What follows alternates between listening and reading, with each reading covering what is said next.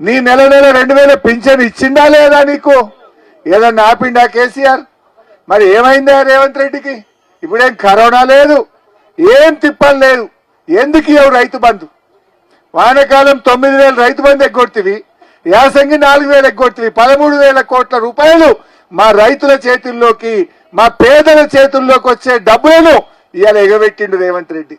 13,000 ఎగ్గొట్టిండు. గివి తీసుకుపోయి రుణమాఫీల జరంత ఇచ్చినట్టు చేసి ఇక రుణమాఫీ అయిపోయింది అంటాడు. చెప్పింది ఎంత రుణమాఫీ? 49,000 కోట్లు చేస్తా అన్నాడు. బడ్జెట్లో 31,000 కోట్లు అన్నాడు, కానీ ఇచ్చింది 15-16 కూడా లేదు. అంటే అంతా మోసం. రైతు బంధు ఏమన్నాడు? ఎకరానికి 15,000 అన్నాడు. పోనీ అదన్నా వచ్చిందా? అది వచ్చింది లేదు. ఏ ఒక్క మాట కూడా ఇవాళ నిలుపుకోలే. కేసీఆర్ గారు ఉండగా ఈ రాష్ట్ర జీడిపి పెంచిండు, రాష్ట్రం యొక్క ఆదాయం పెంచిండు కేసీఆర్ జీడిపి పెంచితే రేవంత్ రెడ్డి గుండాయిజాన్ని పెంచుతున్నాడు. కేసీఆర్ గారు ఈ రాష్ట్రంలో పేదల తలసరి ఆదాయం పెంచిండు. పేదల ఆదాయాన్ని కేసీఆర్ తలసరి ఆదాయం పెంచితే ఈ రేవంత్ రెడ్డి ఏమో ఆయన కుటుంబ ఆదాయాన్ని పెంచుకుంటుండు. ఆయన కుటుంబ ఆదాయం పెరుగుతుంది తప్ప పేదలకు ఆదాయం పెరుగుతలేదు. ఏమైనా మాట్లాడిందనుకో, రేవంత్ రెడ్డి పాలన ఎట్లుందంటే అయితే లూటీ లేదంటే లాఠీ. మొత్తం ఇప్పుడు ఈ రోడ్ వేసిండు. ఏం రోడ్డు? మీరందరూ వద్దంటున్నారు. 6 line road, green field road వేస్తా అంటే ఎందుకయ్యా ఈ రోడ్ అని మీరు అందరు అడుగుతున్నారు. నాకాడ ఊర్లే దరఖాస్తులు ఇచ్చిండ్రు రైతులందరూ. ఏమంటున్నారు? ఆల్రెడీ నాగార్జున సాగర్ హైవే ఉన్నది, శ్రీశైలం హైవే ఉన్నది, మా సబితమ్మ గారు వేయించిన ఫార్మాసిటీ 4 లైన్ రోడ్ ఉన్నది, మీదికెళ్ళి రీజనల్ రింగ్ రోడ్ వస్తుంది. 4 రోడ్లు ఉండగా మళ్ళా మా భూములు తీసుకొని ఈ రోడ్ వేసుడు ఎందుకయ్యా అని పాప మా భూమి పోతున్న రైతులంతా ఏడ్చుకుంటానన్నాడు. కలిసింది ఇప్పుడు 1000-1200 ఎకరాలు గుంజుకుంటున్నావు. ఎవరి కోసం? ఎవరిది 4th సిటీ? దీనివల్ల ఎవరు బాగుపడతారు? ఎవరి కోసం చేస్తున్నావు రేవంత్ రెడ్డి? ఆ భూమి నీది పోయి ఉంటే నీకు బాధ తెలుస్తుండే. ఎకరం 2 ఎకరాలు కొనుక్కున్న రైతుల భూములు తీసుకొని ఇవాళ 4 లైన్ రోడ్ వేసే ప్రయత్నం చేస్తున్నారు. ఏమన్నది కాంగ్రెస్ పార్టీ? మా ఎస్సీలకు, మా ఎస్టీలకు, మా బీసీలకు ఇచ్చిన భూములకు పట్టాలు ఇస్తా అని చెప్పింది ఆ రోజు. అమ్ముకునే హక్కులు కల్పిస్తామని చెప్పింది ఆ రోజు. ఇవాళ పట్టాలు ఇచ్చి లేదు, కానీ ఉన్న భూములు గుంజుకుంటున్నాడు రేవంత్ రెడ్డి. కొత్తగా మళ్ళా ఫార్మాసిటీ పక్కన ఇంకా 12,000 ఎకరాలు గుంజుతాడట. ఇప్పుడు 4 లైన్ రోడ్ పేరు మీద మళ్ళీ 1,200 ఎకరాలు గుంజుతున్నాడు. మహేశ్వరం కాన్స్టిట్యున్సీలో ఇంకో 2,000 ఎకరాలు ఇండస్ట్రీల మీద గుంజుతున్నాడు. నేను అడుగుతా ఉన్న రాహుల్ గాంధీ గారిని, రాజ్యాంగం చేతులు పట్టుకొని తిరుగుడు కాదు. ఆ రోజు నువ్వు ఇచ్చిన మాట ప్రకారంగా ఎస్సీ ఎస్టీల అసైన్డ్ భూములను పట్టా భూములుగా మార్చండి, వాళ్ళకు హక్కులు కల్పించండి అని చెప్పి ఈరోజు డిమాండ్ చేస్తా ఉన్నాం. బాగా ఆలోచించాలి. మీరు కూడా భయపడాల్సిన అవసరం లేదు, మేమందరం మీకు ఉంటాం. ఆనాడు కేసీఆర్ గారు ఏ మాట ఇస్తే ఆ మాట మీద నిలబడ్డాడు. 200 పింఛన్ 2000 చేస్తా అంటే చేసిండా లేదా? 10,000 రైతు బంధు ఇస్తా అంటే ఇచ్చిందా లేదా? ఇట్లా కేసీఆర్ గారు చెప్పిన మాట నిలబట్టుకున్నాడు. ఒక్కొక్కటి రేవంత్ రెడ్డి ఆ 2000 కేసీఆర్ ఇచ్చినే ఇస్తుండు, ఈయన ఇచ్చినాక ఏం లేదు. నీ పేరేందక్క? సాతి శాంతి. నీకు ఇంకో ముచ్చట తెలవాలి. ఆ 2000 కూడా చక్కగా ఇస్తలేడు. ఈ 16 నెలల నడిమిట్ల 2 నెలలు ఎగ్గొట్టిండు. ఆ కేసీఆర్ ఇచ్చే 2000 కూడా నడిమిట్ల 2 నెలలు ఎగ్గొట్టిండా లేదా?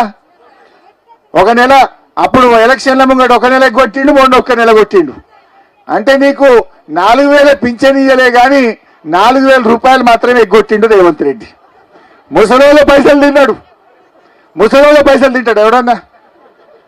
భర్త చనిపోయిన పైసలు తింటాడు ఎవడన్నా? ఈ రేవంత్ రెడ్డికి ఆ వికలాంగుల పైసలు తింటాడు ఎక్కడన్నా? ఇవాళ నువ్వు 4,000 ఇస్తా అని చెప్పి 4,000 చెప్పిపోతే కానీ 2 నెలల పింఛన్ ఎగ్గొట్టి ముసలోళ్ళకి 4,000 తిన్నాడు రేవంత్ రెడ్డి. మీరు ఇంటికి పోయినాక పాస్బుక్ చూసుకోండి. రేవంత్ రెడ్డి గవర్నమెంట్ వచ్చి 16 నెలలు అయింది. మీకు ఎన్ని పింఛన్లు పడ్డాయో లెక్క తీస్తే 14 ఉంటాయి. 2 పింఛన్లు పోయినాయి నడిమిట్లా. 2 పింఛన్లు ఎగ్గొట్టిండు. చెప్పింది 4,000, ఎగ్గొట్టింది 4,000. ఇవాళ ఏదో పాలేందో నీళ్ళేందో జర కరెక్ట్ చూసుకోండి. కేసీఆర్ ఉండగా ఆడపిల్లల పెళ్లిలకు ఎక్కడి నుంచి వచ్చింది ఆ స్కీము? ఆయన తెలంగాణ ఉద్యమంలో ఒక తండాలు పండుకున్నాడు వరంగల్ జిల్లాలో. ఆ తండాలు పండుకుంటే అక్కడ ఒక ఆయన బిడ్డ పెళ్లి కోసం అప్పు చేసి భూమి అమ్మి ఇంట్లో డబ్బులు పెట్టుకున్నాడు. ఇక 4 వద్దులైతే పెళ్లి అనగా ఆ పాపం ఆ ఇల్లు కాలిపోతుంది. ఆ పైసలు కూడా కాలిపోతే ఆయన చాలా బాధపడితే ఆ రోజు సొంత పైసలు ఇచ్చి కేసీఆర్ గారు ఆడవిళ్ళ పెళ్లి చేపించిండు. అక్కడ ఆయనకు ఆలోచన పుట్టింది, తెలంగాణ తెచ్చిండు. కేసీఆర్ గారు ముఖ్యమంత్రి అయినాక కళ్యాణ లక్ష్మి పథకం ముందు ఎవరికి పెట్టిండు? ఎస్టీలకు ఎస్సీలతోనే ఫస్ట్ స్టార్ట్ చేసిండు. మా లంబాడీలకు, మా గిరిజనులకు, మా దళితులకు ఎస్సీలతోనే కళ్యాణ లక్ష్మి స్టార్ట్ అయింది. ఒక ఏడాది అయినాక చేయి తిరిగినాక గరీబులందరికీ కళ్యాణ లక్ష్మి ఇచ్చిండు. ఒక్కరికి కాదు, ఇద్దరికి కాదు, 13 లక్షల పెళ్లిలకు సాయం చేసిండు కేసీఆర్. 13 లక్షల పేదింటి ఆడపిల్లల పెళ్లిలకు ఆనాడు కేసీఆర్ గారు ప్రభుత్వం సాయం చేసింది. సో అలాంటి కేసీఆర్ ను వాళ్ళు ఏం చేసిండ్రు? అందరూ కేసీఆర్ దిక్కే ఉన్నారని కొన్ని అబద్ధాలు చెప్పిండ్రు. ఏం చేసిండు కేసీఆర్ మీకు తెలుసు. బిందె పట్టుకొని బయటకు రాకుండా అక్కచెల్లెలకు సాయం చేసిండు. మీరు బిడ్డ కాన్పుకు పోతే కల్వకుర్తిలో కేసీఆర్ కిట్ ఇచ్చి 30 పిల్లను ఆటో కిరాయి లేకుండా ఇంటికాడ దించిపోయింది కేసీఆర్ గారు. కేసీఆర్ కిట్ ఇచ్చిండా లేదా? అదేవిధంగా కళ్యాణ లక్ష్మి పైసలు ఇచ్చిండు. ఈ రకంగా మహిళల కోసం ఎన్నో కార్యక్రమాలు కేసీఆర్ గారు చేసిండ్రు.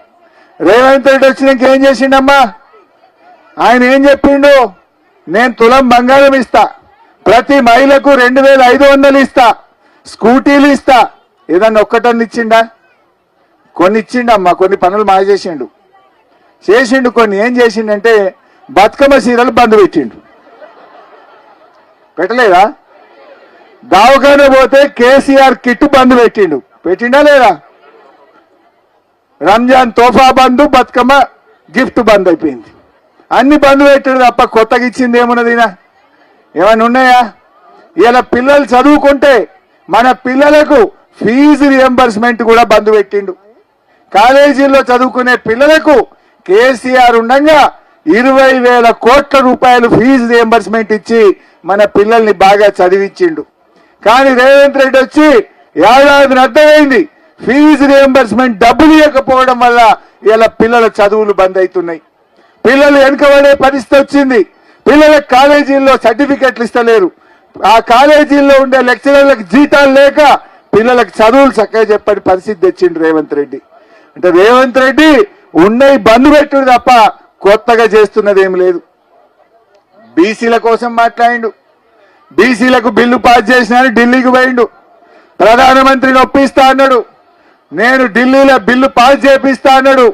ఢిల్లీలో పోయి ధర్నా పెడితే చివరికి రాహుల్ గాంధీ ముఖం చాటేసిండు.